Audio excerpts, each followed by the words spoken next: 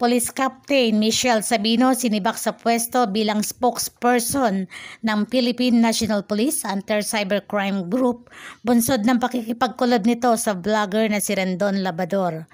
Batay sa investigasyon, pinayagan umano ni Sabino na i-Facebook Live ni Labrador ang raid sa isang online lending company sa Makati City.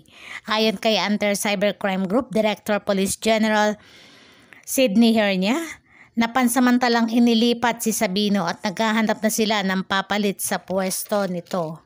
Kung inyong matatandaan ay uminit ang usaping pakikipagkolab ni Labrador sa mga otoridad nang mag-livestream si Labrador sa kasagsagan ng operasyon ng ACG kasama ang Presidential Anti-Organized Crime Commission sa isang lending company sa Makati.